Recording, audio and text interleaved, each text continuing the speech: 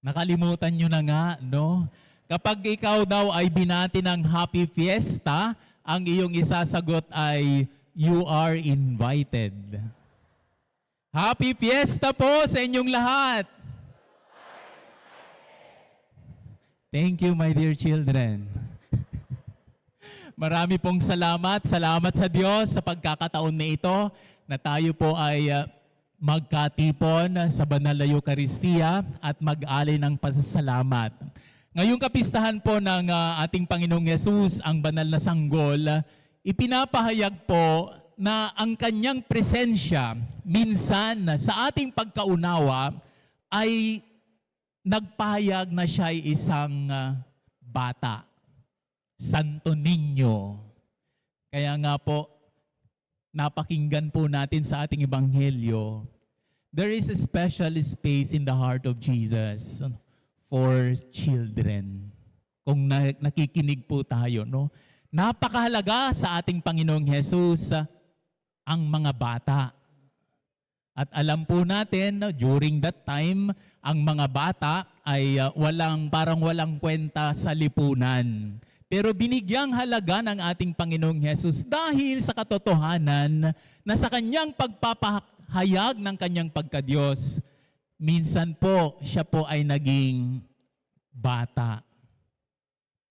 Napakagandang ating bigyan ng pansin na ang pagpapahayag ng kanyang kadakilaan ay naipahayag din sa kanyang pagiging bata. Ano ba ang nasa bata na napakaganda po nating bigyan ng pansin? Alam niyo, ito po yung naging basihan kung bakit po tayo mapapabilang sa kaharian ng Diyos. Kung hindi kayo magbabago at maging katulad ng isang bata, hindi kayo mapapabilang sa kaharian ng Diyos. Kaya napakahalaga po mga kapatid sa pananampalataya. Kaya nga sa puso ng ating Panginoong Hesus, napakahalaga ang isang bata. Tignan mo nga yung katabi kung bata yan. Hindi po maikakaila, no? Matanda na yung katabi mo, no? Pero hindi po natin pinag-uusapan ang physical na kaanyuan, kundi ang maging katulad ng isang bata, sabi ng ating Panginoong Hesus, no? Kaya kahit matanda yung katabi mo, kahit medyo hindi nakagandahan yung mukha niya, pwede pa rin siyang maging katulad ng isang bata. Amen? Kaya po makikita po natin sa ordinaryong pangunawa, ang isang bata kapag isinilang, siya ay umiiyak. Di po ba? No? Umiiyak. Pero lahat ng nasa paligid niya ay nagagalak. Natutuwa. Kapag nabihisan yung bata, wala po sigurong magsasabi, lalo na ang kanyang mga mahal sa buhay, na ang pangit yung batang iyan, di ba? Di ba? Lalo na sa mga magulang, no?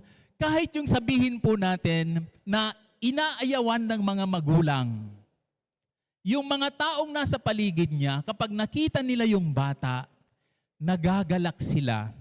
Dahil una, sa pisikal na kaanyuan, ang bata ay cute. Di po ba, no? Nakakagalak dahil ang bata ay napakaganda.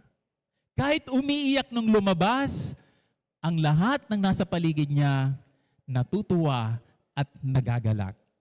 Kaya isang katangian na pwede po nating makita sa isang bata, o dito yung mga bata po dito, no? Ito pong mga nasa harapan, mga bata po sila. Ang gaganda po nila, di ba? Ang cute-cute. Yung nasa likod po nila,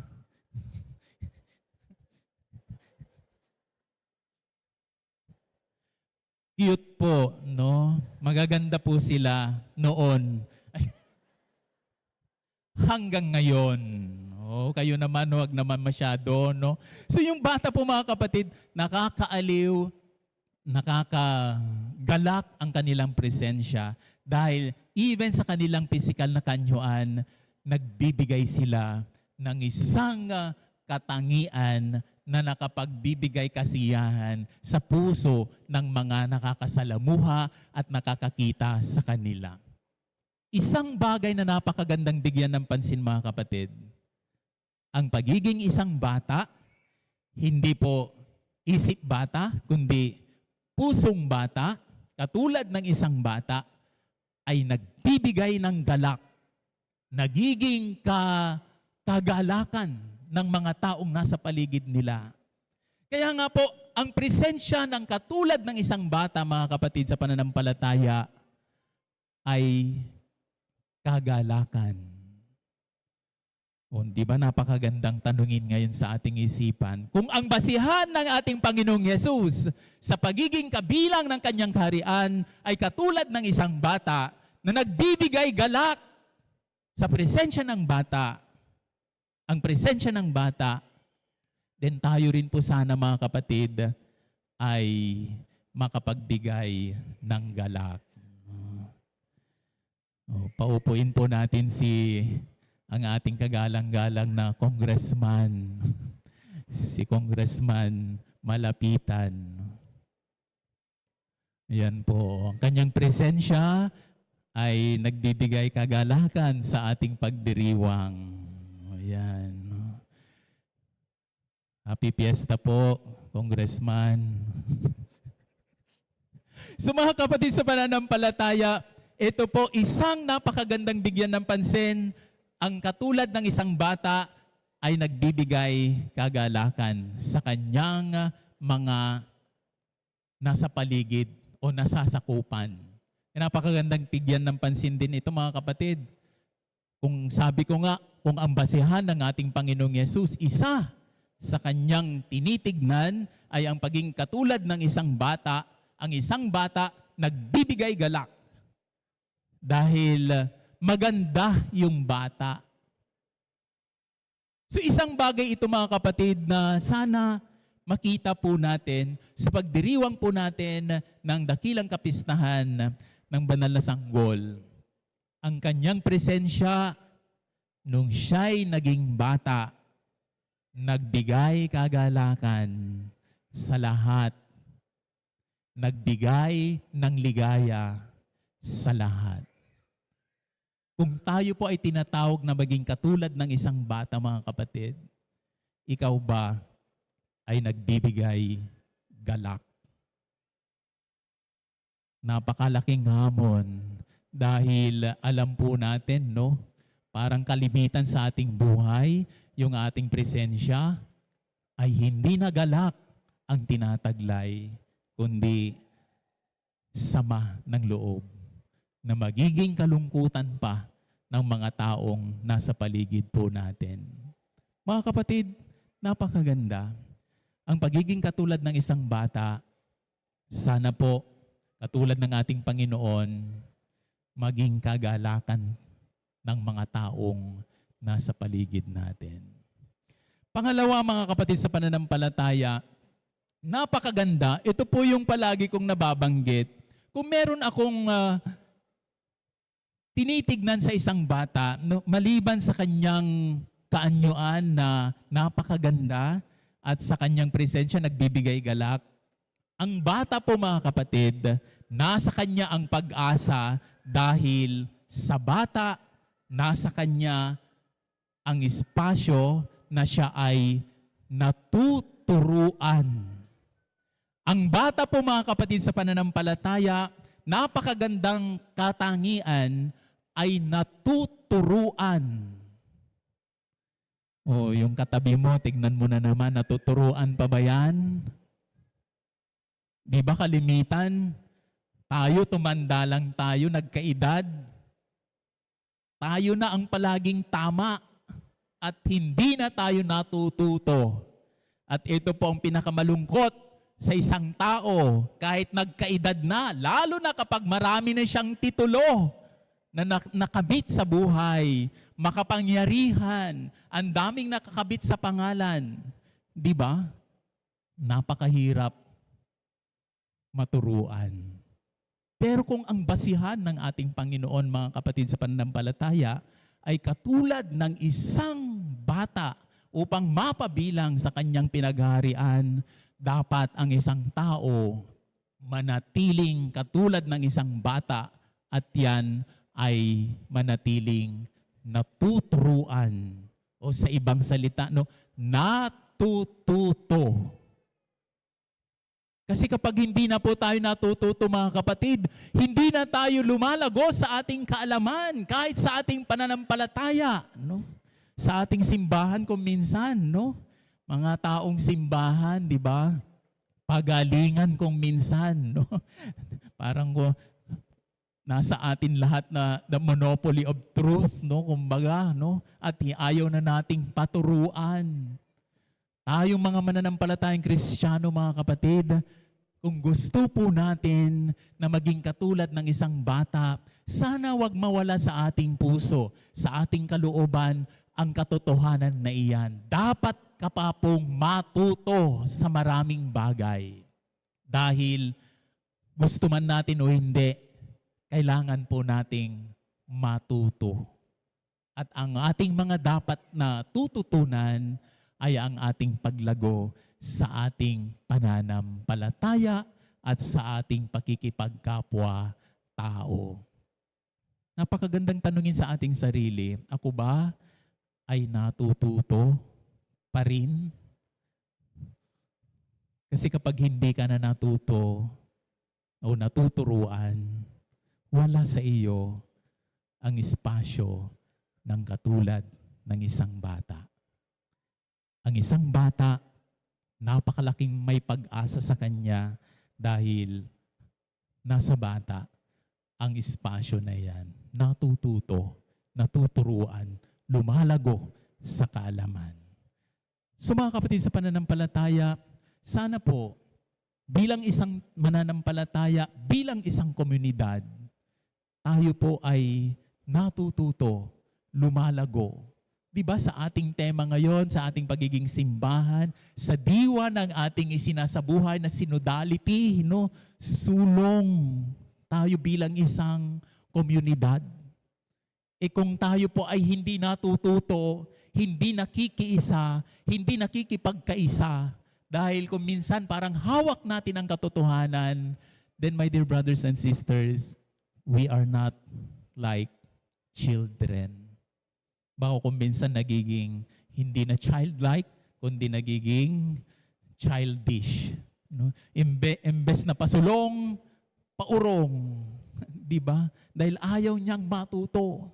Pero kapag tayo natututo, sama-sama, nakikiisa, nakikibahagi, at nagiging bahagi, hindi nagiging sagabal. Ang isang tao kapag hindi na natuto, nagiging sagabal.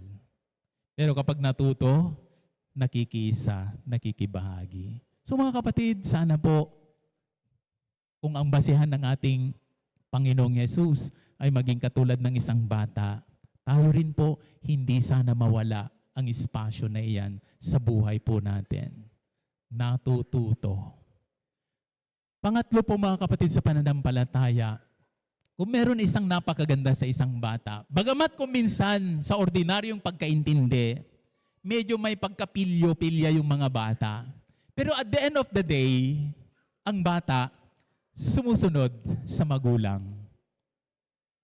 Kaya nga po, kung ang basihan ng ating Panginoong Hesus ay pagiging katulad ng isang bata upang mapabilang sa kanyang pinagharian, dapat ang isang bata ay marunong sumunod. Pwede kang magbigay ng galak sa iyong kapwa. Pwede kang matuto, lumago sa kaalaman, pero pwede rin hindi ka sumunod sa kalooban ng Diyos. Kaya nga po mga kapatid, napakagandang bigyan ng pansin. Sa buhay po natin bilang isang mananampalataya, hindi po sana mawala yung espasyo na ito, ang pagsunod sa kalooban ng Diyos. Marami po sa atin nananatili na lamang ang ating pananampalataya sa ating kaalaman. Di ba kahit nga sa ating pagsasabuhay ng ating sinampalatayanan, no? Makapagsimba ka lang, okay na, di ba? Ma-fulfill mo lang yung obligasyon mo, okay na. Makapag-offer ka lang, okay na. Pero hindi po yun ang hangad ng ating Panginoon. Kaya nga nandun, sinasabi niya, kung hindi kayo magbabago at maging katulad ng isang bata, hindi kayo mapapabilang sa kaharian ng Diyos. Kaya mga kapatid, ang tanda ng ating pagbabago, ang tanda ng ating paglago sa kaalaman po natin, sa ating pananampalataya tungkol sa mga bagay-bagay sa Diyos, ang tanda ng pagbibigay galak po natin sa ating kapwa ay ang ating masusing pagsunod sa Kanyang kalooban. Lumalago ba pa ba tayo sa kalooban ng Diyos? Hindi po sapat yung ating mga ginagawang pagsunod lamang sa alituntunin ng ating simbahan. Kundi kalakip nito ay ang pagbabago upang ang ating pagsunod na ito ay mabigyan ng laman at maging totoo sa harap ng ating Panginoong Diyos. After all, pagharap po natin sa ating Panginoon, wala naman po tayong maipagmamalaki at madadala, kundi ang ating puso na nagpapahayag kung tayo ay sumunod sa Kanya. Mga kapatid sa pananampalataya, naniniwala po ako na kapag po tayo'y nagbibigay galak, natututo, lumalago sa kaalaman tungkol sa Diyos, at sumusunod sa Kanyang mga alituntunin at sa Kanyang kalooban, tayo ay magiging dakila sa Kanyang harapan. Yung mga disipulo, tinatanong nila, sino ang pinakadakila? Ang halimbawa ng ating Panginoong Hesus ay ang bata.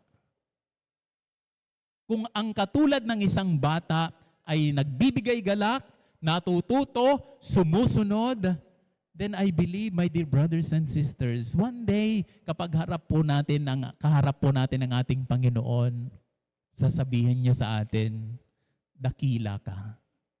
Bakit? Nagbigay ka ng galak, lumago ka sa kaalaman, natuto, at sumunod sa Kanyang kalooban. Mga kapatid, sa dakilang kapistahan ng banal na sanggol, sana po sa ating pagpapasalamat sa Diyos, sa ating pagsasayaw, sa ating pagpupuri, sa Kanyang pagpapahayag ng Kanyang kadakilaan bilang isang bata, sana po maipahayag po natin sa Kanyang harapan ang ating pagiging katulad ng isang bata. Hangarin po natin mga kapatid na maging dakila sa harap ng Diyos. Magbigay galak ka, lumago sa kaalaman tungkol sa iyong pananampalataya at sumunod sa Kanyang kalooban. Amen.